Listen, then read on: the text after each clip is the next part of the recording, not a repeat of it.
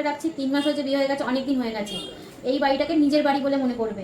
বাপের বাড়িতে যা করেছো সব ভুলে যাও, বুঝেছো? কাজ কর্ম সমস্ত কিছু নিজের মনে করে করতে হবে, এটা তোমার নিজের বাড়ি, পরের বাড়ি নয়। কিন্তু সমস্ত কিছু যেখানে যেখানে নোংরা থাকবে প্রতি সপ্তাহে সপ্তাহে সমস্তটা পরিষ্কার করবে। আমার জামা কাপড়, তোমার শ্বশুরের জামা কাপড়, আর তোমার বরে তো আছে, যেগুলো বলতে না হয় রোজকারটা রোজ কেটে দেবে। আমি কিন্তু কখনোই নোংরা জিনিস পছন্দ করি না।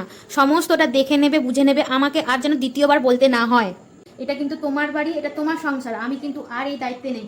একটাই কাজ আমি করবো, শুধু বসে থাকবো, আমাকে টাইমে টাইমে খেতে দেবে, ব্যাস। এটা হ্যাঁ মা, আপনি ঠিকই বলেছেন, আপনার সব কথা আমি শুনে চলবো। এটা আমার বাড়ি, আমার সংসার, আমি আমার মতো করে সমস্তটা গুছিয়ে করবো। হ্যাঁ, এই তো বুঝেছো তাহলে। হ্যাঁ মা, বুঝেছি। তা মা, আপনার আলমারির চাবিটা একটুখানি দেবেন, ওই লকার থেকে একটু টাকা বার করবো, আমার কিছু জিনিস কেনার আছে, আমি একটু কিনবো। কি? তুমি আমার আলমারির চাবি চাইছো? দুদিনের মেয়ে হয়েছো, আমার আলমারির চাবি নেবে? শ্বশুর আজ পর্যন্ত আমার কাছ থেকে আলমারির চাবি চাইনি, আর তুমি এসছো আমার আলমারির চাবি নেবে? এটা কি তোমার নিজের বাড়ি? নিজের বাড়ি মনে করেছো? বাপের বাড়িতে গিয়ে যা করার করবে, এখানে এসব কিছু করবে না। আলমারি থেকে টাকা বার করে জিনিস কিনতে যাবে? হ্যাঁ, কি ভেবেছো? এটা তোমার বাড়ি নয়, এটা আমার বাড়ি, বুঝেছো? কথাটা মাথায় রেখে দেবে। ও, কাজের বেলায় আমার বাড়ি আর টাকার বেলায় আপনার বাড়ি, তাই না?